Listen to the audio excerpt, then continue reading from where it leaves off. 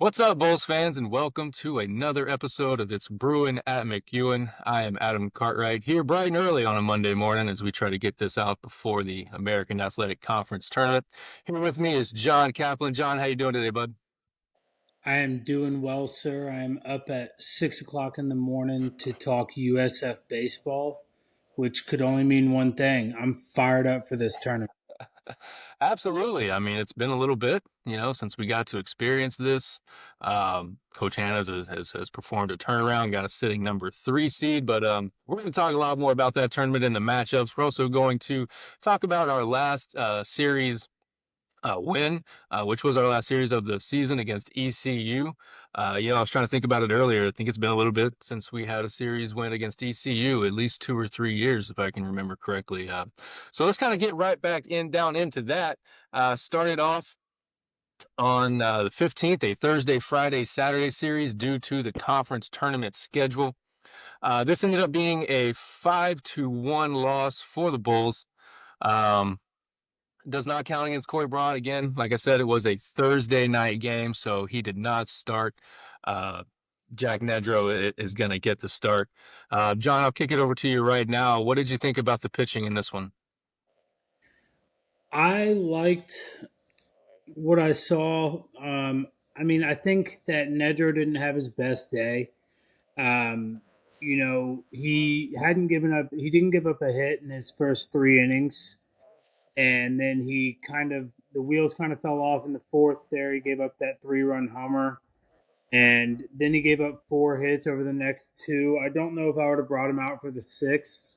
It ended up not mattering because we ended up losing 5-1. But I think there were some other bright spots. I mean, first and foremost, Nedro going 3 innings hitless to start the game. I think that baseball is a sport of, when you hit a rut, it's kind of hard to get out of it, especially against a team like ECU. But we did see some decent outings out of the bullpen from Keister. He went an inning and a third, giving up a hit and 2 Ks, and a rare sighting from James Hill, also going an inning and a third, no hits, 1 K. Yeah. It was kind of a weird game. We'll get more into the offense after this, but Yeah. from a pitching perspective, I was also kind of surprised to see Lance Williams for ECU. He matched his season high with 4 innings pitched on the season. He was mainly a bullpen guy. He's a right-handed pitcher, freshman. He looked really sharp. Definitely could see potential of seeing him in the first round, but I mean, um, yeah, it was just a weird game. What did you think? Yeah, weird game. I think awkward night is I think the text I sent to our group chat immediately Yeah, after it. Because that's kind of what it felt like. It was just an awkward night, and I think that awkwardness stems from the conference tournament. You mentioned Lance Williams from ECU. I think when you looked up and down the matchups from last week, you saw coaches understanding that RPI isn't going to be what we need it to be right now. And so the best thing for us to do right now is to plan for the conference tournament. I think you saw that, like you said, with Lance Williams in the rotation. You saw that with some lineup decisions up and down. Again, I think that was throughout. You even saw ECU make 2 or 3, defensive center field rotations into this one. So they were kind of moving guys in and out. Um, I kind of agreed with your assessment on Nedro. I thought the 3-run home run kind of skewed it a little, made it look a lot worse than it maybe kind of was. I think it's important to point out he may still have kind of been dealing with some hand discomfort for from that sure. line drive he took from FAU. Sometimes that can be a little hard to kind of fully get over. You don't necessarily have the grip that you want to have. Um, and it's weird because sometimes you feel like you do because it's really a strength thing, and you're just a little bit weaker out on the release. And that's maybe something you don't feel as like just holding the ball. It feels like you can hold it. So again, Wait, another, this okay. just in. Hands are important for pitching. Got it. Yeah. Yeah. So hopefully, a few more days of some ice and some rehab maybe has got that feeling a little better. We get back to seeing that Nedro that goes really deep into games. Um, Mentioned Brandon Keister. I thought, hey, gonna have to have some left-handed arms. Okay, Cal Punsack came in and got a strikeout in this one. Talk about rare sightings. We haven't seen him much. It was good to see him come out and get an outing. Um, but yeah, let's talk about this offense. It really did not get going. We got 7 hits. We left all 7 of them on base. um, Matt Rose and Jackson Mayo picked up some at bats. Carter Murphy had a real big weekend. He Um, did. he had 2 hits in this one. What did you think? So pretty quiet. I mean, we had 13 Ks as a staff on offense. That's not that's not a winning recipe. I Yeah. did like I mean I liked what I saw out of Murphy and Pruitt both with multi-hit games, but when 4 of our 9 starters are held hitless, we left 7 on base. Here's the stat for you: we left 7 on base. We had 7 hits. The rest of the weekend, we had more hits than we did runners left on base. So I think that's a interesting like a key to victory moving forward is having more hits than we leave on base, and that seems like common sense. But even in games where we're putting up a lot of runs, we could still end up leaving quite a few men on base. If we're having guys littering the base path all game.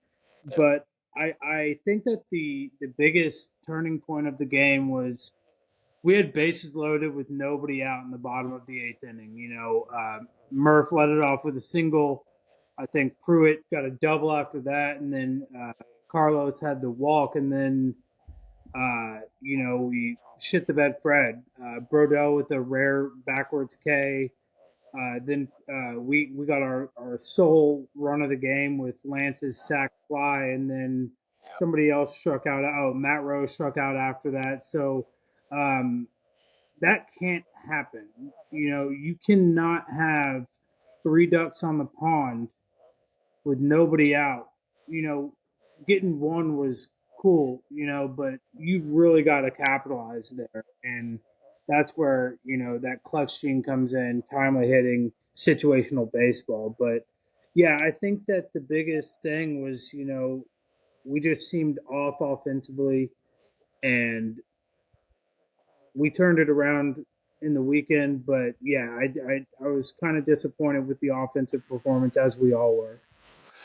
Yeah, and some of the offensive performance, I think, has to do with what I talked about with kind of playing for the conference tournament. We know Carter Murphy was in the lineup due to illness to Sebastian Greco, and we're hoping he starts feeling better real soon.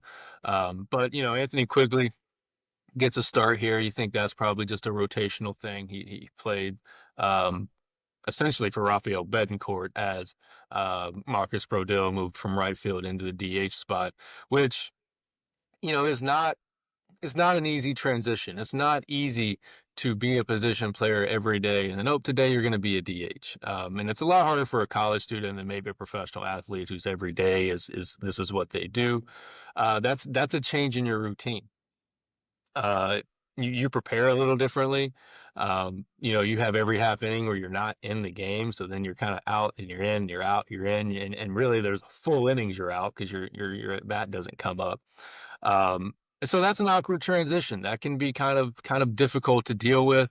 Um, we saw Marcus break back out and be the Marcus that we thought he should be as this series went on, and that kind of came with the move back into the outfield. Again, credit to Rafael Betancourt, and I think I've mentioned this maybe even last year, or even I don't know at some point, but it's hard to just be a DH. It's hard to be in half the game or only be in for 3 or 4 at bats and stay focused. That to keep that. So again, awkward. Think that's what it was. That's how I'm going to leave it. Um, we're going to move on to Saturday. This is where things got right. 10-0 victory. Corey Braun was on the mound, but again, planning towards that conference tournament. Exactly what we heard Coach Hannah say. We did not see a heavy workload for Corey Braun as he's going to be ready to go on Tuesday night. What did you think of the pitching?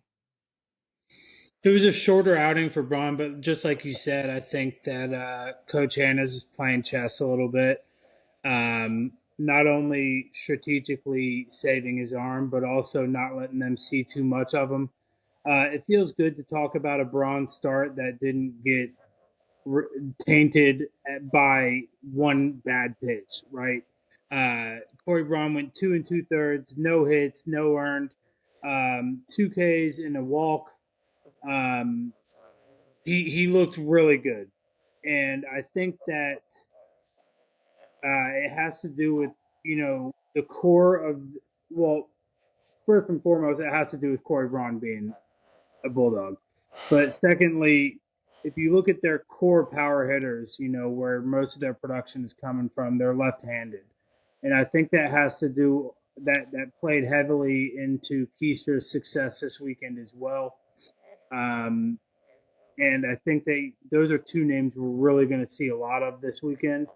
I've got a few points to wrap up at the end of the series review, but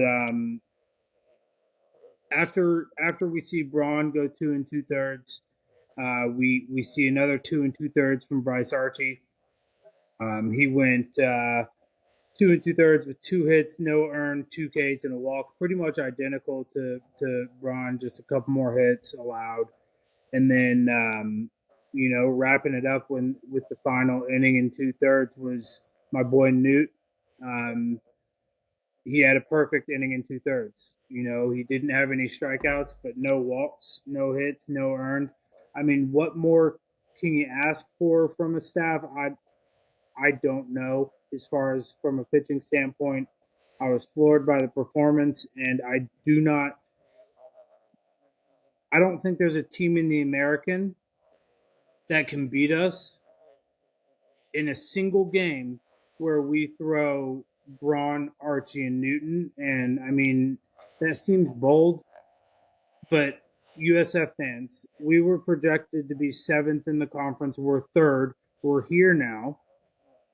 And we have some names that we can finally talk about. Those are three of them. Mhm. Yeah, absolutely. I agree. Like you said, those three have proven to be a winning success, kind of a recipe. It's kind of interesting that you get all three of them to finish a game and none of them pitch 3 innings.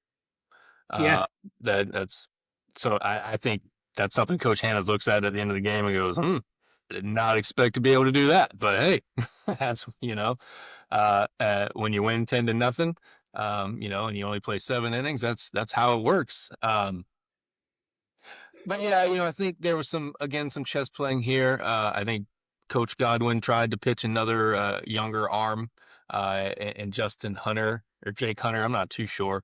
I'm Jake. not Yep. familiar with that name, so I'm assuming he was a younger arm. Um, Gave it up kind of early, and then things just never really got better. Kind of put his sacrificial lamb in there, and Sean Jenkins, and asked him to go and kind of get some bulk no matter what. He ended up giving up 5, but yeah, offense was cooking. Home runs from Marcus Brodell. Like I said, he really broke out and back into this one as he had 3 hits, 3 for 3. He added a walk and a run. Um, what did you think offensively? Well, Jake Hunter is actually a pretty big name for ECU. Oh, He's a senior for them, and that's not something that's like common knowledge. But like when I talked about their pitching staff with you last week, he's actually leading their team in ERA. So at what? knocking him out in what's that? At what? 3.28 in conference. So I mean that's pretty serviceable.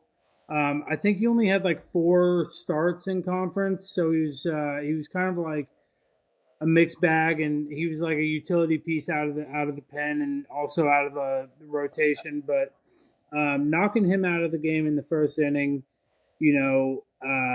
also turning around that K total. We went from 13 on Thursday to 3 on Friday. Um, that was great. We had 4 Bulls with multi-hit games. Brodell had the I think the or no, there was one on Saturday as well. But Brodell left the yard. and had two extra base hits on the day. He got right.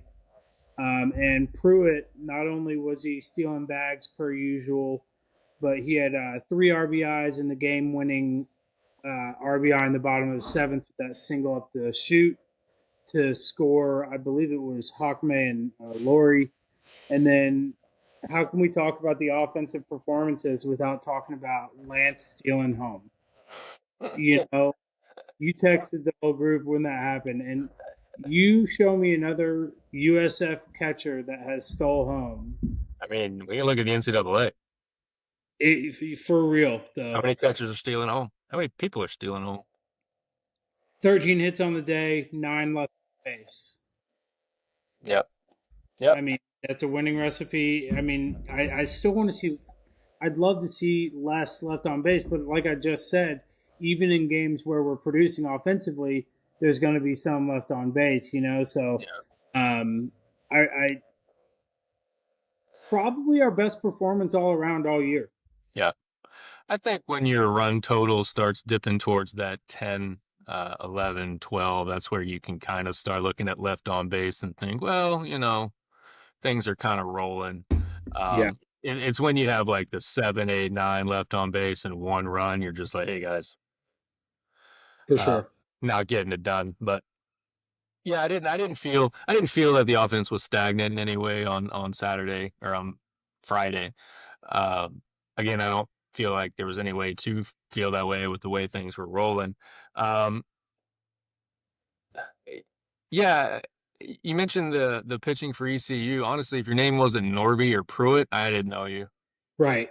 Yeah. That's that's Yeah. just the honest truth. But that happens, and there's been years in the past where people looked at us and said, "Well, if your name isn't whoever the guy is we were trying to roll out on Friday night, I probably don't know you." Um, and that's just how things go with that. Um, Yeah, nothing really much more I can say. It was a great offensive performance. Again, I thought I mentioned Rodell in the beginning of the segment. I'll mention him here at the end. I thought it was a huge turnaround from his Thursday to Friday. Almost, I mean, in all honesty, night and day. We go 0 for 4 with 3 Ks to 3 for 3 with a walk and a bomb. Um, hey, that's the Marcus Rodell we're going to need. And I do want to point out we have seen Marcus go off in Clearwater in the past.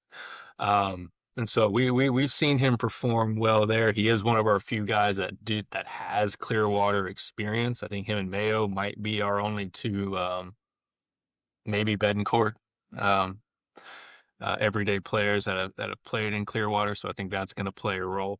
We'll finish up this series looking at Sunday. 5-6 victory, so it kind of the closest game of the season for us, or I'm not season of the series. Um, Corey Kling's going to get the start and the win. We've seen him kind of turn it on here with these last couple of starts. We've seen him primarily out of the pen. We've seen him make a couple of starts. The Maryland start didn't go so hot, but again, that was kind of in his stretch where we were figuring some things out. He got back in that starter kind of opener role on Sunday. What did you think of Kling and the rest of the guys on Sunday? So, I mean, outside of Jorge, I'm going to give him a pass. You know, just wasn't quite his day. Things happen in baseball, as we like to say. But um, I'll be honest with you, dude. I went outside to finish up yard work from the day prior, and then I come back in just to find out that Kling went 3 2/3 hitless. Like the kid has been Yep. lights out. You know, three and 2/3 hitless, no earned, 2 Ks and a walk. He's been really hot lately. You know, and that's he in his last 4 appearances, he's given up one earned run. Uh, I mean, he's been lights out. We saw more greatness from Key. You know, with 2 innings, 2 hits, and 3 Ks. yep. Um, he's just not a big strikeout guy. You know, he Yep. pitches to contact quite a bit. And then another name I'd like to shout out is, I mean, we talked about. It's funny. Last week we talked about those three as like the resurgent Bulls from the pitching staff, and they combined to go off. They gave up one earned run. They struck out six as a group. Longoria, I don't know if I mentioned Longoria. I Yeah. didn't. I don't think I even said his name before I No. moved on to the point. But he went two and a third, gave up a hit, struck out one, and gave up one earned run. Two walks combined from those three. And really just a solid outing. Jorge made it a little bit closer than we would have all liked, but um, I think we were all kind of like ready to move on from regular season play and started looking towards the tournament. And we had to kick it back into gear for a little bit, but we got right.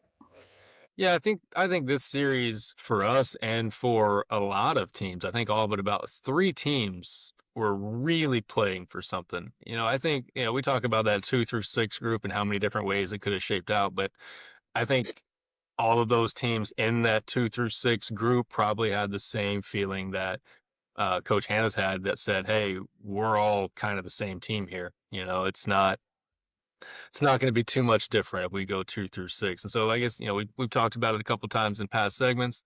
A lot of decisions made that weren't necessarily about today. I do think Coach Hannes did a fantastic job throughout the series setting up his pitching uh, Yeah. for the tournament, and both getting guys in and getting them out. Within reasonable amounts of times, not letting somebody stay out a little too long. You mentioned Nedro might have stayed out a little too long. He's maybe looking at some pitch count, thinking, "Hey, we need to get you a little bit more stretched out." Listen, Corey Kling, 3 2/3. We've said it, but I'm going to say it again.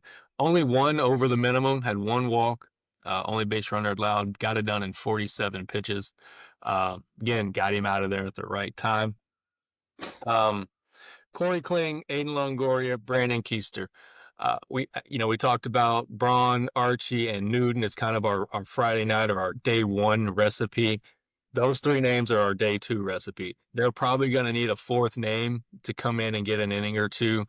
For this game, it was Matt Brown and Jorge de Cardenas coming in to get to combine for that extra inning that they needed. Or in a tournament, maybe somebody gets left a little bit longer. Corey Kling might have could have got another inning out of him. Um, Keister, I don't know if he's more than 2 innings. Again, he's kind of our matchup lefty guy. So, which actually kind of plays him more into that day one recipe with ECUs as left-handed hitters, which is cool. That just means, hopefully, Archie or, if we win day one, we get a day break. And so essentially, if Archie and Newton go minimal work on Tuesday, they could be ready to come back on Thursday for that game too. And so, and I Don't don't forget think Corey Braun. Nolan too. I would have liked to see. I think that it's cool that we didn't pitch Nolan against ECU, but also you're looking for. You talk about that fourth name. I think it could be Nolan Bernard. It could be. I agree with that. But we're also gonna need a day three, you know, Yeah. uh, and so that's where you think Nolan Bernard might play in too. But again, it all really depends on how the starts go day one and day two, how the schedule works out. I mean, you Tuesday, you get the game break, you play Thursday. Um, we'll probably play again. That's where it becomes like Friday, Saturday. That's where, names like Bernard, um, you know, DeCardenas, and Matt, even Matt Brown might have to play a role into that. Yeah. We've seen him make starts. There's going to be a time, and we'll talk about it more when we get to the actual tournament, but pitching is going to get a little bit ugly in this tournament across the board. I don't think anybody is really prepared, um, from a pitching depth wise. We'll talk about that.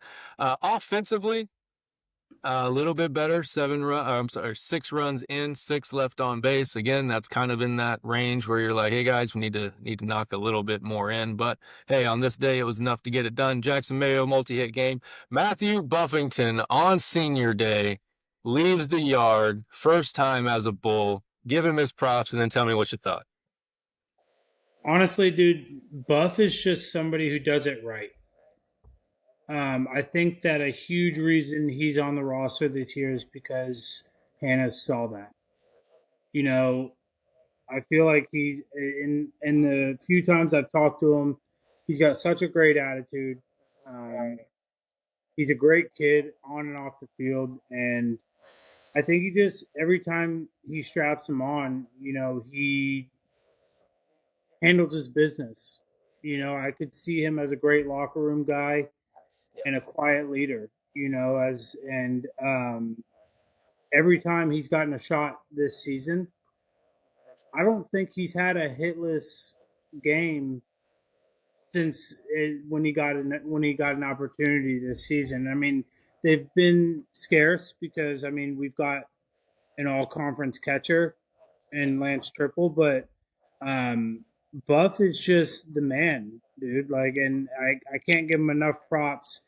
He's one of those guys off the stat sheet that played a huge role for us, and is also a good security blanket, knowing we have that behind one of our best position players in Lance Triple. So, yeah, no, I didn't know that was his first home run as a Bull, though.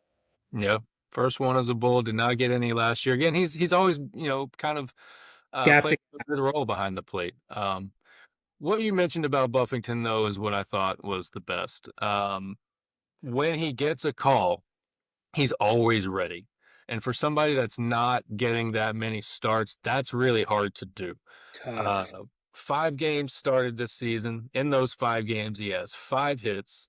I'm sorry, 5 runs. He has 4 hits, 3 RBIs, 2 doubles, a home run, and 5 walks. Um, that's producing. That's not letting it slip. Uh, when your name gets called, he's always ready. Again, I think that points towards what you were talking about with the locker room guy. Those guys are typically locker room guys because they are genuinely happy to be there and be on the team and be a part of it and be a cog. And that's what winning teams need. You need more than 9, 10. You need 15, 16, 25, 35. I don't know how big these rosters are, but you need everyone to buy in, you know. And I think he's a buy-in guy. I think he bought into Coach Hanna's. He's bought into this role that I'm going to, be there and be ready when I'm needed. Um, and he's going to be needed. He's going to get an at bat in this tournament. I promise. He will get an at bat in Clearwater. Um, and I'm here for it. Any final thoughts now on the series, this game? Let's just kind of try to wrap up ECU and get into our tournament talk here. What you got? So Greco is a huge question mark.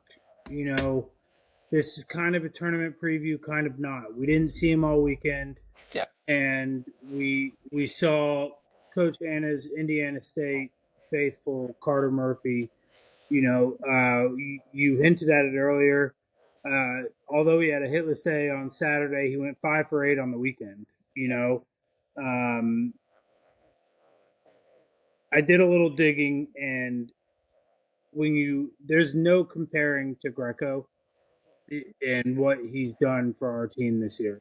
But if we have to go without Greco, it's comforting, kind of like we have a catcher. It's comforting knowing that we have a Carter Murphy, because when you look at the stats on the season, um, Carter Murphy's 286, Greco's 281.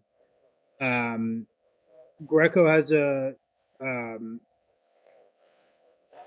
Greco has a 19% K rate, whereas Carter has a 24% K rate, and also Greco has a better fielding percentage by touch as well. 991 fielding percentage to 946, but comparable. Just a point on that. That might have a little bit to do with Carter Murphy having to play some games at third. I think. Yes, yeah, You that's know. a great point. Great point there. So uh, big tip of the cap to Carter Murphy, coming through when we needed him big, and who knows how much we'll need him next week. And I think this might have just been in the group, but getting him some at bats towards the end of this season could play a role that we're not even aware of yet. But I'm glad that it happened. If there's any positive to take away from Greco, and we hope he gets better soon, man. From Greco being absent, it's from Carter Murphy having this little resurgence. But also, I want to touch on Keister. Um, on the weekend, he went 3 1/3, 3 hits, 5 Ks, 1 walk, no earned, and it seemed like that FSU game was a turning point for two of our key arms. You know, I didn't plan on talking too much about that FSU game. I don't know that we've talked about it on a podcast at all.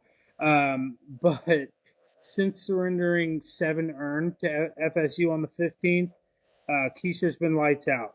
He's had 8 appearances, 10 innings pitched. He's given up 12 hits, but he struck out 11 in that time, only giving up 2 earned runs. And I mentioned 2 pitchers, Corey Kling. Since that game on April 15th against FSU, 4 appearances, 14 innings pitched, 5 hits. 3 of those outings were hitless outings, by the way. He gave up 5 hits in one of his longer outings, 4 Ks, no walks. So huge to see that because I mean it just speaks on the gritty nature. You can either FSU is shit or get off the pot, and it would seem that these boys aren't getting off the pot just yet, and I really like to see that. Um, you know, we're proving that we're tough as nails, and we're proving that we're going into this tournament with expectations. And for the first time in a long time, it's like the play on the field speaks on the expectations of the players, matching like what we as fans expect every day in and out from these guys. So, yeah, no, we had 27 hits on the weekend. Um, and, but, one last thing. It is going to be tough to strike these guys out. We didn't have a single double-digit day from our pitching staff in any game. Yeah. You want to wonder if we're holding back there a little bit. Yeah. Maybe in pitch selection, maybe we're calling a few more fastballs than maybe we would in the tournament game. I thought about that from Coach Slareth because they had to be looking at that going in, thinking, "Hey, there's a really good chance this is going to be a back-to-back situation for us playing ECU." We talked about in our group chat. There was really only like a few things where a couple games had to go certain ways for us not to play ECU, especially going into that Sunday. After we got that win, that kind of locked everything in. I think that's really what it was weird to feel, but it almost felt like once we won a game this weekend, everybody was going to kind of shut down because that kind of locked everybody in to Yeah. where they were going to be. Aside from Rice, Memphis, that pod, that 7 and 8 was kind of in its own separate race. So again, I think maybe we're gonna see a few more strikeouts. Maybe we pull out a few more tricks from the bag, especially I think from Corey Braun. I cannot imagine we showed them the full gambit of an arsenal from Corey Braun. Um, but you mentioned Carter Murphy. I do want to point out that when you include that FAU game where he really kind of started being the everyday first baseman for us at this point with Greco being ill, 6 for 12, so batting 500. Oof. I think I mentioned it before the Stetson game. Look, Carter Murphy's going to have a bright future for us, and it was going to be important that he got games. I know you've also pointed that out in podcasts, and it's something we all kind of virtually agreed on that he was going to be a big piece of the puzzle. And I do want to commend him too, because the same thing, I talked about with Matthew Buffington about being ready. Look, it's kind of even harder to be in the lineup, then get sat down and said, "Hey, things aren't working out. I need you to be ready when you're ready and be ready when you're ready." Right. Right. It's so hard to be that guy that's still on we call them top of the dugout guys that stay on the top rack of the dugout. They're in the game. They're happy for their teammates, right? They're cheering those guys on. And they're just waiting for an opportunity versus your bench sitters, right? Those are the guys that are quite literally on the bench, right? They're not in the game. They don't care what happens. They just wanted you to call their name, right? That's when they'll start caring. Well, really hard to start caring when you have to start caring, right? You need to kind of be in it the whole time. And so commend Carter Murphy for that. And it shows because when you do get these opportunities, you've seen him flourish, right? And that kind of tells me, hey, he's stayed ready the entire time. And so that was really, really fun to watch. Um, well, yeah, with that, I think we will look at our conference tournament and start our little preview. I'll bring up the bracket here real quick, give us a little look. So, two pods, and before I do want to do a real quick discussion on formats because there's a few formats. The American Athletic Conference actually uses the double elimination format. But there is a few more. The AAC this year with 16 teams actually went to a single elimination tournament. Um, and then the Southland actually does something that I really like. I think it's something the Americans should consider. It does have a negative downfall, and I can talk about that too. But they actually take their top 8 teams and they let their top 2 actually host regionals with the remaining 6, separated out. Then the 2 winners of those regionals, whoever's the higher seed kind of going in, gets to host a super regional. And that is your conference tournament winner, right? I love it. I think it's great. I think it puts your teams kind of in the formation that they need to be in before the actual tournament, sticking with it. I think the downside is I think it kind of takes away that awkwardness of it being a tournament, and so maybe you don't get that Cinderella story like you would get and for a conference like the American, who's only going to get your conference winner plus maybe one other. If you're the American, you don't want UTSA to win this tournament because Right. you only get one, right, instead of 2. And so doing it that way would kind of take that away because I think that puts the advantage back to UTSA kind of having to gets back into their frame. But what do you think about formats? Do you like double elimination? Do you think it should be single, just wham bam, get it over with, um, or something a little different? I would say that I like double elimination. I don't think anything in baseball should be single elimination. Um, Way too many things that come into play, kind of like even with, we've seen in MLB playoffs, uh, people are griping about 5 game series even, because there's just so much that comes into play. Mhm. I do like the double elimination, but something kind of came into my head when you were, excuse me, talking about the Southland Conference, having it separated as kind of 2 regionals. When you talk about regionals, you think about pool play. I think that like a pool play type deal would be pretty cool too, Yeah. where everybody plays everyone, top 2 teams advance. But seeing as it's a conference tournament, um, I think I'm pretty good with double elim. Double. All righty. Well, let's go ahead and start looking at this double elimination tournament we got coming up. First game we're going to look at again, we'll look at the top pod, and then again, it's going to work out. We'll look at our Bulls last. Charlotte takes on FAU. USF actually beat both of these teams 2 out of 3. What are your thoughts on this first matchup? Um, Correct. Just a quick correction. You said Charlotte takes on FAU. Oh, It's it's two. Tulane. Yeah, that's the Yes, wrong sir. green. Um, I think that their last matchup. I don't know. Tulane's playing pretty decent baseball. I think it could be a really exciting matchup. I think that if both teams go with the traditional, starter and then have some late inning relief, then I think I'd give the edge to FAU.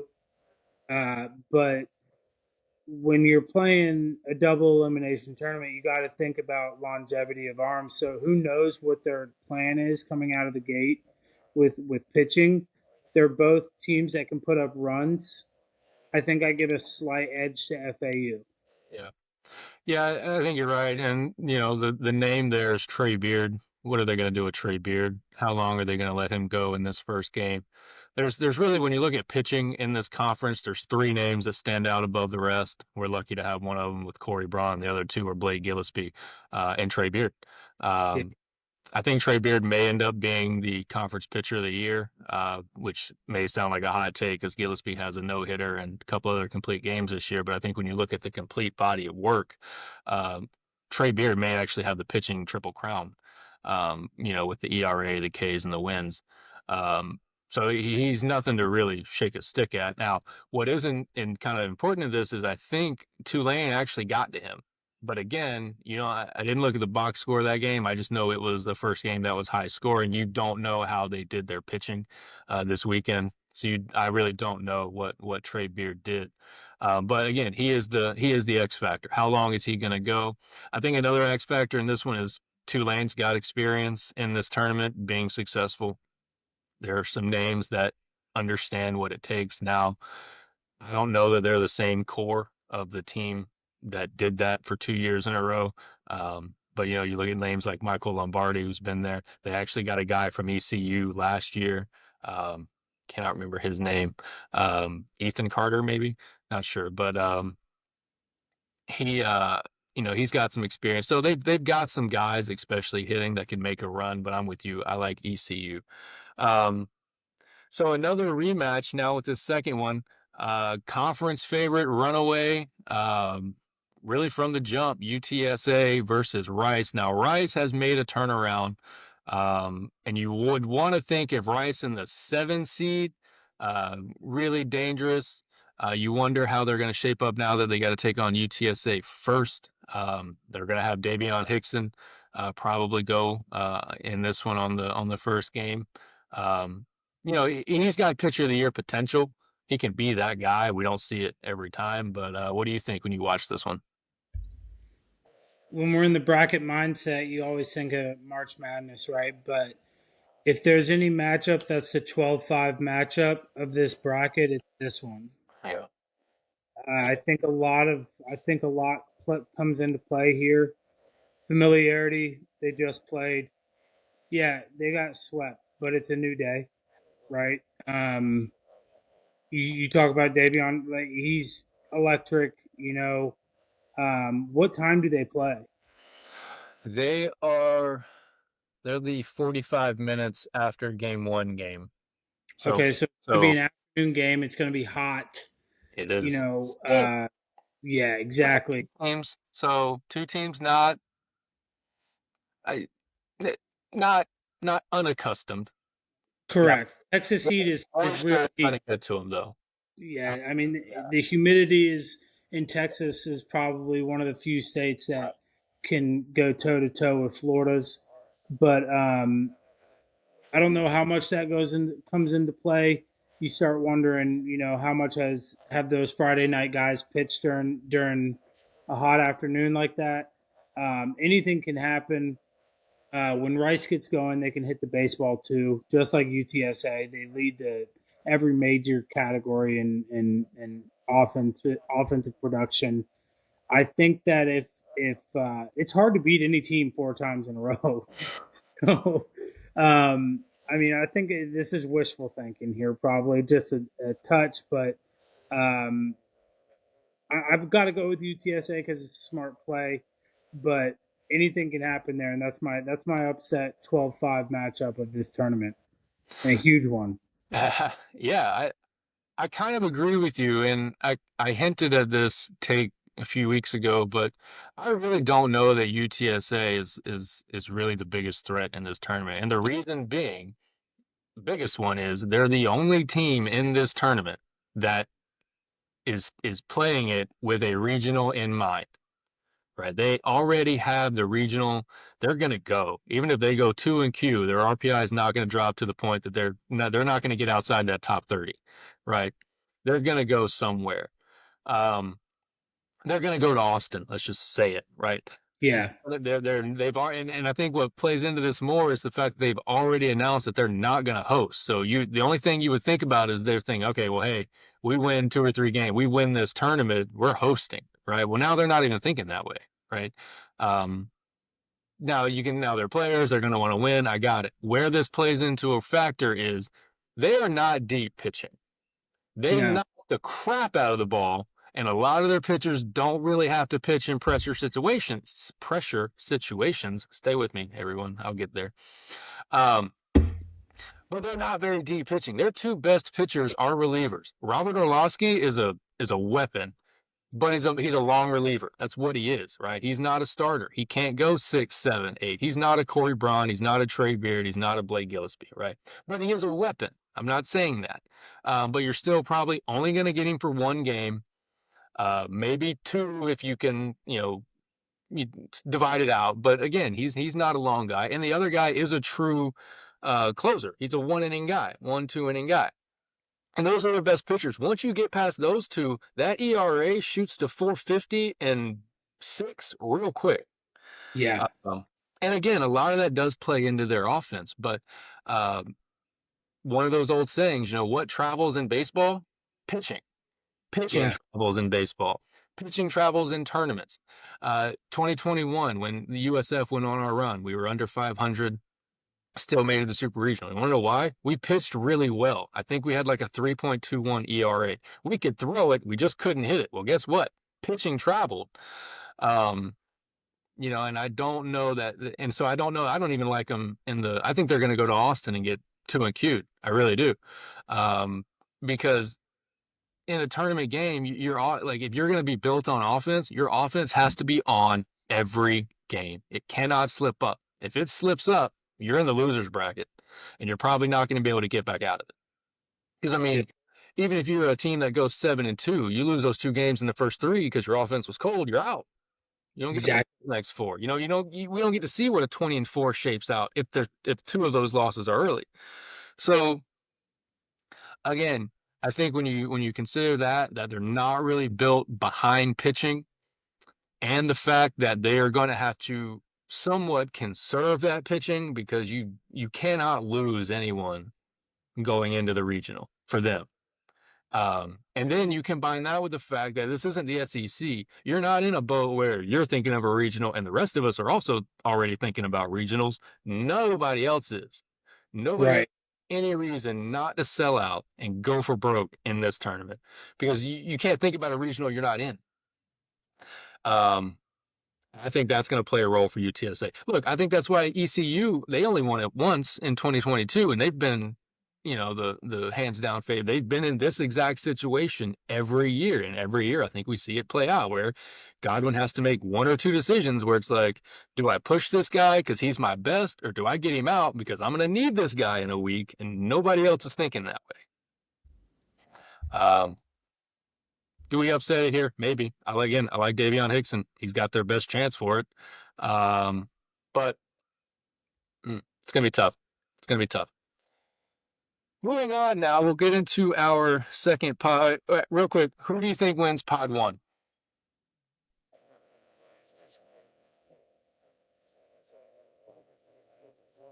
UTSA. UTSA. It's a good pick. I think they could. I'm gonna go with FAU. I like Beard. I like what they can do offensively. Um, I like Schroeder. Schroeder's a good bat. We talked about Greco. Schroeder's pretty much a Greco for them. 12, 13 home runs. I'm not sure what his final count was. I know it was about 12 when they played us. But I'm gonna go with FAU out of pod 1. Pod number 2 starts off with Wichita State and Charlotte. Charlotte's the correct spot this time, everybody. They are gonna go game 3, 4 p.m. What do you think about this one? I think that their conference matchup, they Charlotte took 2 or 3 at home, mind you. They play really good. They play really well at home, and the the first game, I think they was the only game that really wasn't close, and that could spell trouble for Wichita State because they're going to get Gillespie again. I pulled up the box score for that one, and Gillespie absolutely dealt against Wichita on that Friday. 6 innings, 2 hits, and no earned runs. Struck out 9 shockers. But the rest of the games were close. I think he had a 6-4 and a 6-5.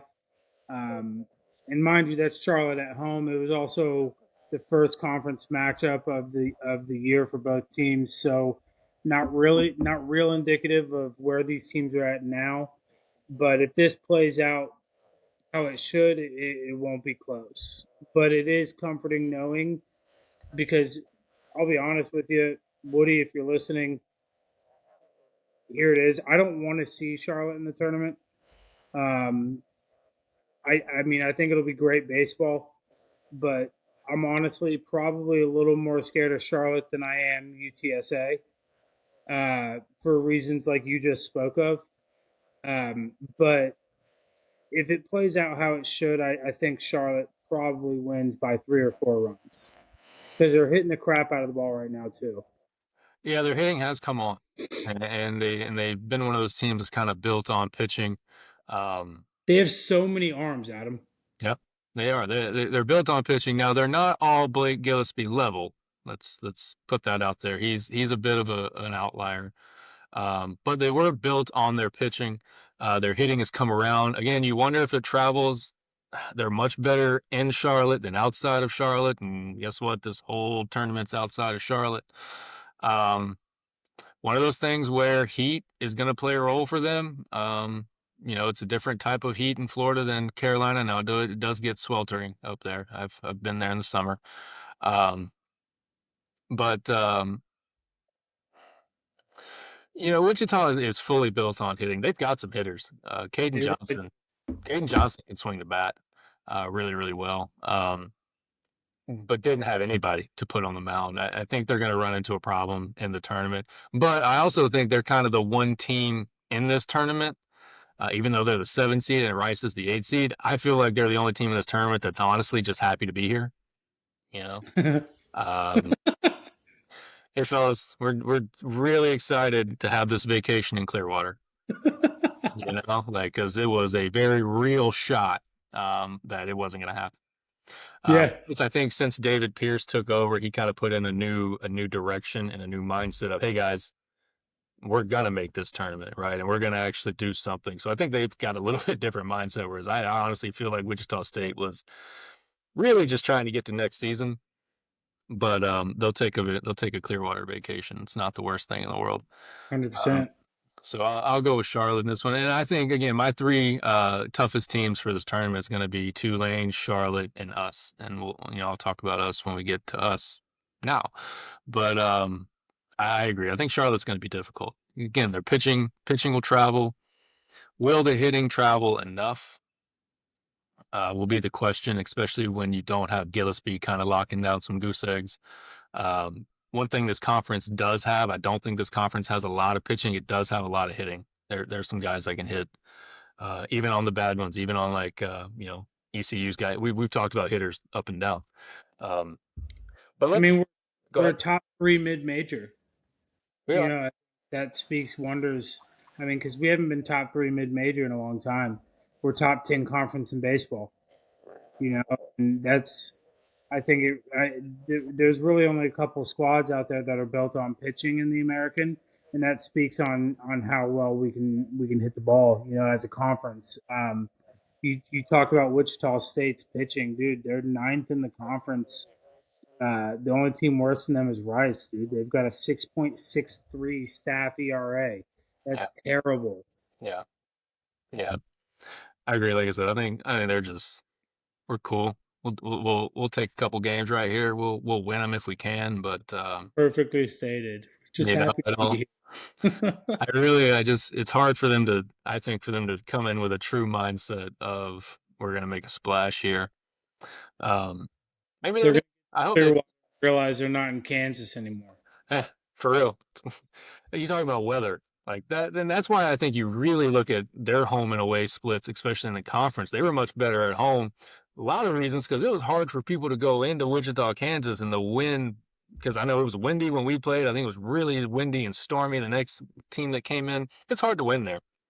And I think they kind of feel that traveling too. Like they don't really get that advantage. But let's get to the marquee matchup of the hour. ECU versus USF, 6 versus 3. We just saw it 3 times. I will point out it's probably going to look a little different this time around as both coaches throw their best out there versus kind of making some weekend decisions in the last one. Um, A little bit. I honestly feel like, with UCF leaving the conference, ECU has kind of become the rival for me. For the conference. I know FAU likes to try to feel like we are, but I just don't feel it. Sorry, I don't. And I'm not going to manufacture it. And I don't think I have to manufacture those feelings with ECU. I really do feel like they even feel like there's a little bit of a rivalry For sure. between the purple and gold and the green and gold. How do you feel about this one? You mentioned a rivalry, especially in Clearwater. They're a familiar foe. Yeah. In 2023, we had that electric 11 inning win in the first round against them. I think we won 12-11. I mean, mind you, we ended up, that double elimination format came back to bite us in the ass. Because they had to beat us twice in the championship game, and what did they do? They beat us twice. But honestly, like, did we have any business? We rode while I think that was we were Marcus a hot Brodell. hand in that tournament. We got hot and we rallied behind that Cantu injury, and we went off a little bit. I think Uh, it was Brodell's coming out party. I think he had it a was, big yeah, one. yeah, and so, but ECU should have won that tournament, and they did. And speaking from ECU's perspective, that's why the double elimination is kind of like what's supposed to happen generally will end up happening. But anyways, 2023 we met them in the first round. 2022 we met them in the first round when we lost 7-4, and then in 2017 we played them in the second round where we lost 6-5. So that's a few different matchups just in the past less than a decade where we've had some head to heads that were worth speaking about. Um, my biggest question here, okay, is we talked about chess, right? Are they playing a little Queen's Gambit? ECU. We did not see Ethan Norby all weekend. Okay, Ethan Norby. If there's a top four Uh-huh. names He's one of the of two names I know. so like he's number four behind the three you mentioned, right? He's on the season, dude. Is has been crazy. 12 starts, 3.65 ERA, 74 innings pitched. Listen to this: 95 strikeouts to 20 walks, 217 opponent batting average. He's given up a few homers, but Ethan Norby could be who we see. And I thought that's who we would see on Thursday when they threw out Lance Williams. But I think Godwin might be playing a little chess there and showing us one more trick up his sleeve before he leaves for the SEC. But that's my biggest question is who gets the ball, because behind him, you've got Jake Hunter, who has been really solid for them. Jake Hunter on the season, he's got four starts, but a 4.20 ERA and 22 appearances. You could see Brad Pruitt, who's also got 5 starts and a 5.25 ERA, or do they go with somebody who is a known starter like Sean Jenkins, a little bit higher ERA, but he's got 10 starts on the season. I'm not nearly as scared of Brad Pruitt or Sean Jenkins or even really Jake Hunter as I am Ethan Norby. So my biggest question is, who are we going to see? Yeah. Um, I've mentioned it a few times with ECU. I think they've really struggled. There's something going on internally at ECU. I don't think things are completely right. We've speculated on how things might shape out in the off season. But one thing I do believe is going to happen is that ECU locker room this season is either going to have a complete turnaround from players, or Cliff Godwin's going to go somewhere else. I don't think I don't think what's in there now is really gelling properly. So decisions are going to have to be made.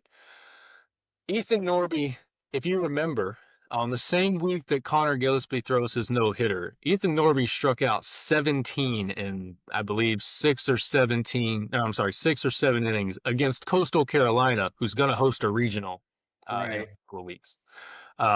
17.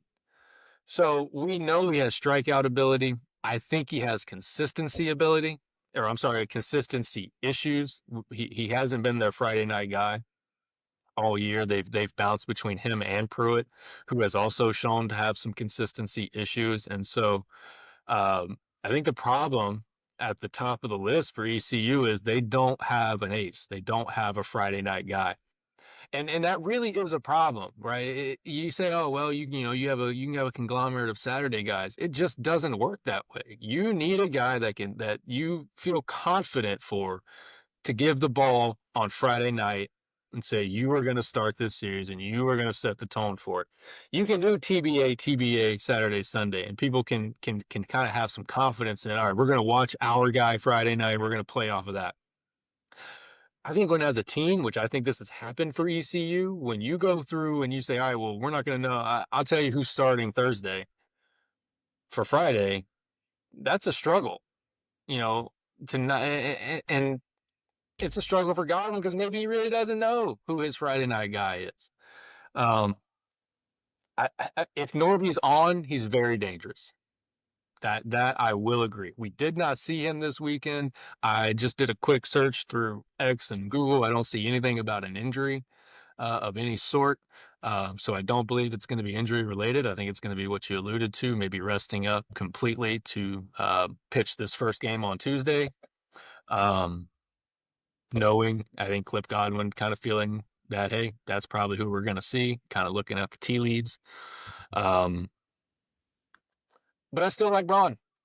You know, I like Braun. I think we're dangerous, and I think we're dangerous because we have a Friday night guy. We're one of those three with real true aces in the conference. Um, I believe we have two good back end guys, right? And Archie and Newton. Uh, and I think the real big key piece is, like we talked about, these last couple of weeks, is the resurgence of Kling, Longoria, and Keister.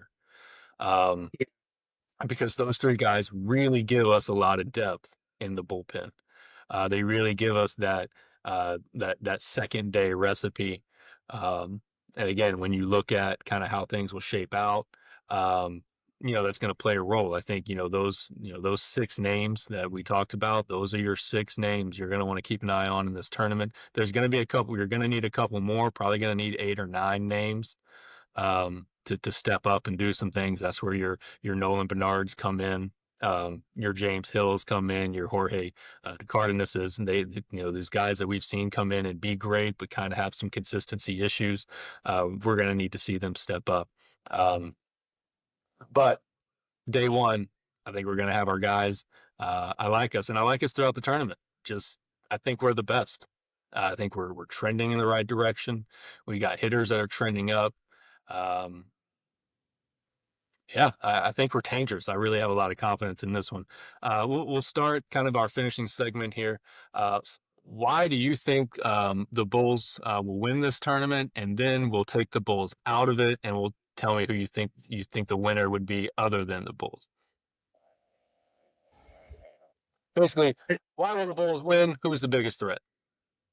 I think the Bulls win because of Coach Hanna's. Yeah, Uh, he's a proven winner. Um, one of the few coaches, other than maybe the guy he's facing in the opening round, that's hosted a regional, um, who's gone to a super, all within like the last five years. Our pitching is getting right. right now, and you talk about needing 8 or 9 guys. When we had everybody on and Mark did his power rankings for pitching, we didn't mention Aiden Longoria. We didn't mention Corey Kling. We didn't mention Keister. And we still had 5 guys that we were like pretty confident in. One of those names may be wavering, but we have 3 more that are stepping up to the point where we feel confident in them next week. Another thing is, and this kind of speaks on Hannah's, we don't have many bench sitters. These guys are up on the screen for 10 innings a game, just, and that was a expression. But they're in the game, and we've proven that it's a next man up mentality, and you need that in the tournament. It, so many different things come into play with tournament baseball. And I mean, granted, we have a new head coach, but historically, we play good tournament baseball too. So it's like we don't have the offensive producers that produce during the regular season and are starting to fall off. We have those guys who have been just producing. Brodell has been close to an MVP for our team all season long. Yeah. Ryan Pruitt's getting really hot. I think our defense is top notch. Our outfield clean up a couple errors, but our infield is amongst the best in the conference. I would probably say the best in the conference. I mean, yeah, I think we win because of our pitching getting right, our offensive ability. We're top 5, close to top 5 in the conference offensively, but our pitching is getting right, and we have the man at the helm, and we have our Friday night guy. Corey Braun. I think he does get it started for us on the right tempo, and I think if we can get past this first round matchup, then anything can happen, and I'm taking our guys. Absolutely.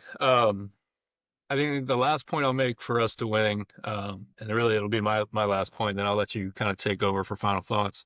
We talk about pitching travels. What really travels in tournaments and postseason play in every sport is guts. Culture. And this team has guts, and we've seen that from day one with the come from behind win, walk off style against Iowa. Multiple times. I'll probably do it, look at this later and do a post, but this team has come from behind to win games a lot of times in the last 9 outs. The 7th, 8th, and 9th, a lot this season. I think those guts are going to play a role in this tournament. We don't do it through the long ball. We do it through manufacturing. Yeah, I really do. I really have a lot of confidence for us in this tournament and doing really well. Real quick, Adam, one more thing. I'm sorry, Huh? but we alluded to this earlier. I think this game's going to be low scoring, and I think that 4 of their top 5 offensive names, excluding Braden Burris because he's a right-handed hitter, but the other 4 of their top 5 are left-handed hitters. Braxton Trammell, Jack Herring, Dixon Williams, and Austin Irby, all left-handed hitters.